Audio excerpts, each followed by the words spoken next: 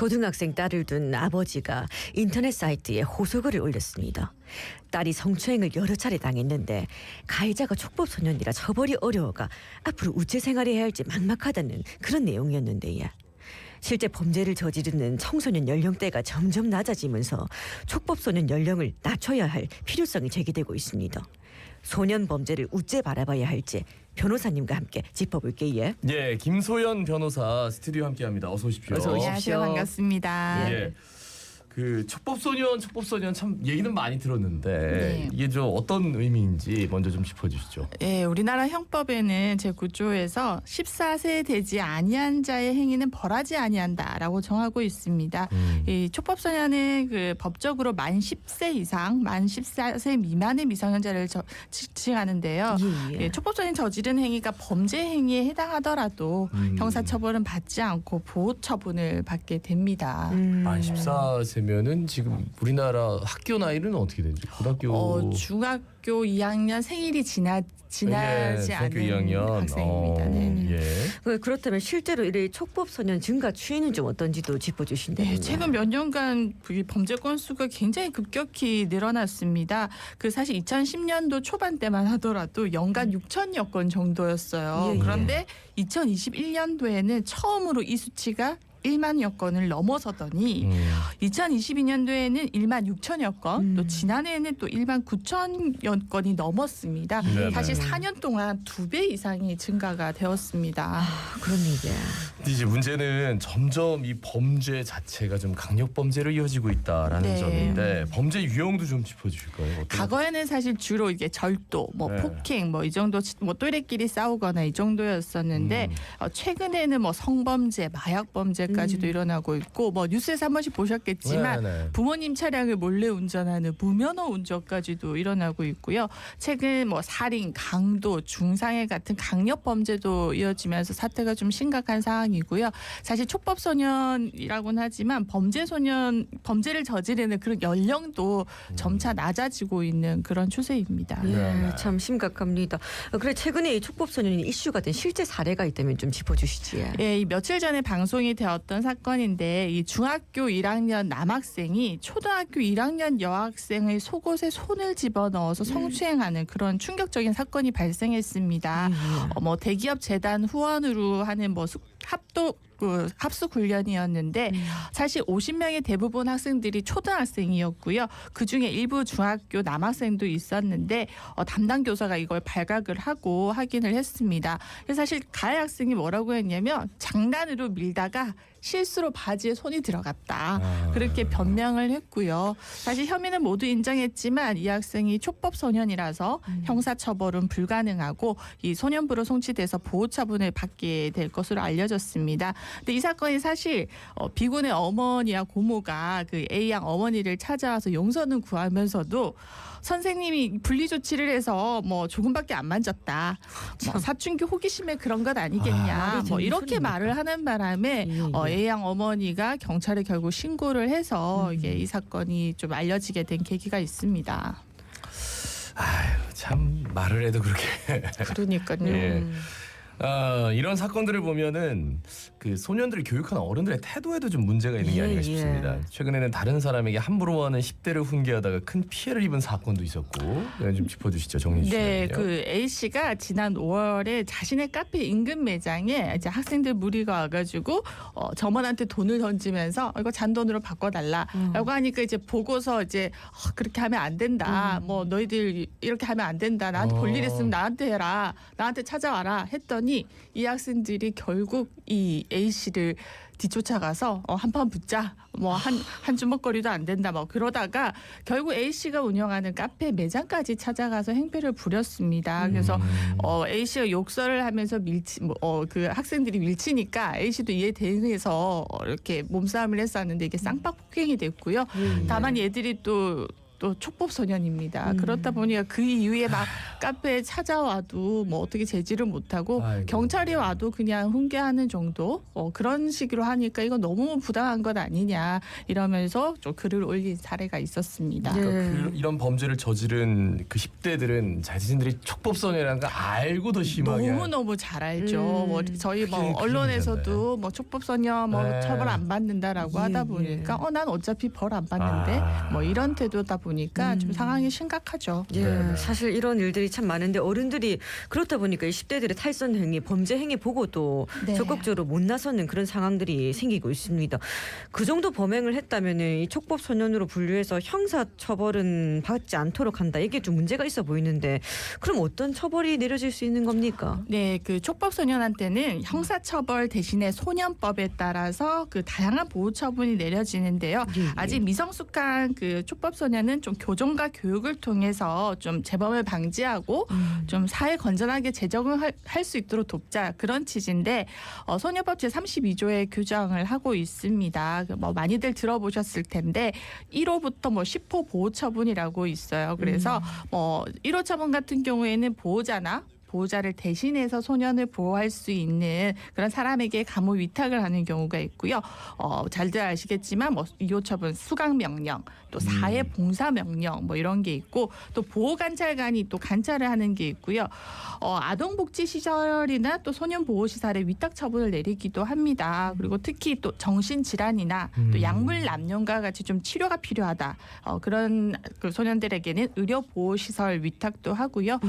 뭐 소년원 송치라고 들어보셨죠? 그러니까 기간에 따라서 8호, 9호, 10호 처분이 있는데 가장 이게 심각한 문제는 보호 관찰 인력이 너무 턱없이 부족하고요.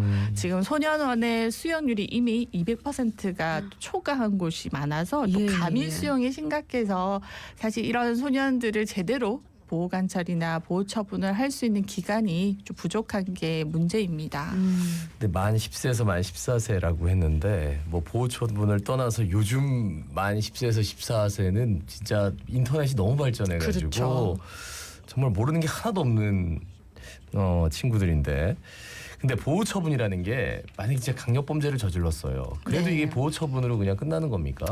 사실 이게 똑같습니다. 똑같아요? 네, 강력 범죄를 아유. 아무리 저질렀다 하더라도 형사처벌 대신에 보호처분이 내려지고요.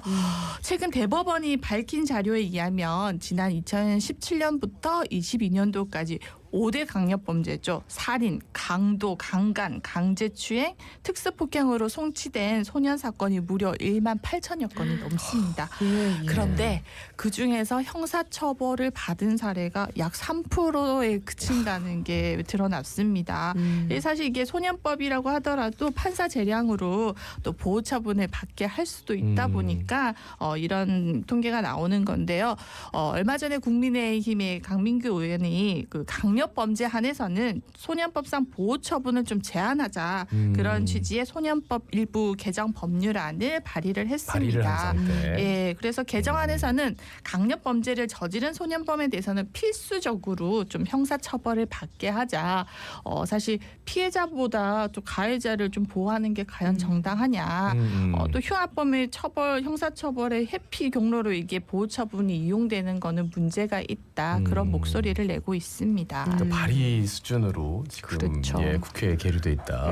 그리고 궁금한 게 그 소년원 송치가 되면은 그러면 뭐 흔히들 뭐 빨간 줄이라 하지 뭐 기록이 남는 그런 건 없습니까? 정가 기록은 남지 않아요. 형사처벌이 아니라서. 그런데 소년범에서 보호처분을 받았다라는 기록은 남는데 이거 좀 위헌 아니냐라고 해서 헌재에서 심사가 예정되어 있는 상황이라고 합니다. 예. 근데 이 촉법소년 그러니까 몇 세 이상 처벌, 몇 세 이하 처벌하면 안 돼. 뭐 이런 나이를 처벌 여부 기준을 둔 이유도 있을 거 아니에요. 뭐 아동의 그 발달을 고려한 것도 있지만 네. 사실 나이 기준으로 처벌 여부를 정한 것은 법리적인 사회적 배경이 있습니다. 우리나라는 유엔 아동 권리 협약을 비준을 했어요. 그래서 헌법 제6조에 따라서 아동 권리 협약은 국내법과 같은 효력을 가집니다. 근데 유엔 아동 권리 협약을 보면 형법 위반 능력이 없다고 간주되는 최저 연령을 설정하도록 해라라고 되어 있고요. 얼마 전에 유엔 아동 권리 위원회는 아동 사법 제도에서의 아동의 권리에 대한 논평을 발표를 했는데요. 세계적으로 가장 일반적인 형사 책임 최저 연령이 14살이다라고 명시를 했습니다. 이게 사실 나이를 정해놓지 않으면 판사가 그때그때 재량으로 좀 주관적으로 판단할 수 있기 때문에 뭐 법적인 안정성과 일관성이 없는 문제도 있기 때문에 예, 예. 각국에서는 다들 연령을 정해놓고 뭐 보호처분이나 그런 형사처벌이나 기준을 마련을 하고 있습니다. 예, 근데 문제는 나는 청소년이니까 어차피 형사처벌 안 받는다 뭐 이래 생각하는 학생들이 있다는 건데 헌법에 촉법이 있다 이런 웃지 못할 말도 나오고 맞습니다. 있습니다. 근데 사실 실상 피해자는 정말 고통스러운 상황이지 않습니까? 그렇죠. 얼마 전에 뭐 그 커뮤니티에 피해자 아버지가 글을 네네네. 올렸어요. 가해자가 이런 말을 한 걸 듣고는 우리 딸은 집에 와서 장롱에 숨어서 막 그 겁을 내고 있고 고통받고 있는데 저렇게 버젓이 가해자들이 다녀도 되냐 이런 글을 올렸었는데 이 사건을 계기로 사실 촉법 소년에 대해서 다시 한번 좀 논의를 해보자. 네네. 이 연령에 대해서도 생각해보고 보호처분 제도에서도 조금 고민을 해보자라고 하면서 법적인 제도적 개선 방안에 대한 논의가 이어지고 있습니다. 다른 나라는 어떻습니까? 유엔 아동권리협약을 우리나라만 뭐 맺은 건 아닐 거 아니에요. 그렇죠. 근데 대부분의 나라가 아동의 권리 때문에 아직까지 미성숙하니까 처벌보다는 뭐 예방과 교화를 목적으로 하고 있습니다. 강력 범죄에 대해서 뭐 좀 예외를 둔 나라는 없나요? 14살. 아직 대부분의 나이는 14살의 기준이 결국은 형사처벌을 받게 하지 말자라는 거라서 일부 지금 여러 나라에서도 이런 목소리가 있습니다. 그래서 조금 이런 살인을 저지르고 뭐 강간을 하고 강도를 하는 행위에 대해서는 조금 다르게 봐야 되지 않나라는 의견이 있습니다. 예. 딥페이크 성범죄가 또 10대를 중심으로 요즘 확산하고 있거든요. 그래갖고 이게 연령 하향 논란 또다시 일고 있는데 성범죄를 저지르고도 나이 때문에 처벌을 받지 않는다. 이게 좀 부적절하다. 이런 목소리 굉장히 높아지고 있습니다. 좀 손봐야 된다. 이런 의견에 대해서도 어떤 말씀을 추가적으로 해주시겠습니까? 이 경찰청에 따르면 2021년도부터 딥페이크 범죄가 지금 46 461명 가운데 무려 10대가 차지하는 비율이 70%가 넘는 그렇죠. 상황이고요. 네네. 지금 여야 국회에서도 딥페이크 성범죄 대책 마련을 위한 TF를 마련을 했습니다. 그래서 사실 그 촉법소년 중에서 13세가 차지하는 비중이 약 70%고요. 또 13세 기준으로 초등학교와 중학교 이렇게 구분하고 있는 학제도 있으면서 법무부는 지난 2020년도에 촉법소년 연령을 현행 14세에서 13세로 낮추는 내용의 소년법 형법 개정을 추진을 했습니다. 앞으로 아마 연령 하향에 대해서 딥페이크 사건과 관련해서도 활발한 논의가 이루어질 것으로 보입니다. 국가인권위원회가 이런 얘기를 했어요. 촉법소년 연령을 낮추는 게 소년범죄 예방과 재범 방지를 위한 실효적 대안이 아니다. 이러면서 촉법소년 연령 하향 추진에 대해서 반대 의견을 밝히기도 했는데 이 정도라면은 글쎄요. 반대 의견을 밝힌다고 해서 좀 공감할 수 있는 여지가 점점 줄어드는 게 아닌가라는 생각도 드네요. 그렇습니다. 사실 이게 처벌만이 능사는 아닌 건 맞지만 네. 또 현재 만 14세 이상 또 19살 미만 소년범도 판사 재량에 따라서 형사처벌이 아니라 보호처분을 할 수가 있거든요. 그리고 그 촉법소년은 지금 생일이 지난 초등학교 4학년부터 생일이 지나지 않은 중학교 2학년까지 포함되는데 사실 어떤 범법 행위를 해도 강력범죄를 해도 형사처벌을 받지 않는다는 것은 좀 이거 너무 범죄를 저지르는 면책권처럼 활용하는 거 아니냐라는 건 문제라고 생각합니다. 사실 아까 말씀드렸듯이 13세의 촉법소년 범죄가 굉장히 많고 이게 좀 기준이 좀 현실성이 없어졌다라면 좀 이에 대한 다각적 논의는 필요하다고 생각합니다. 예, 이래 소년 범죄가 계속해서 늘고 있고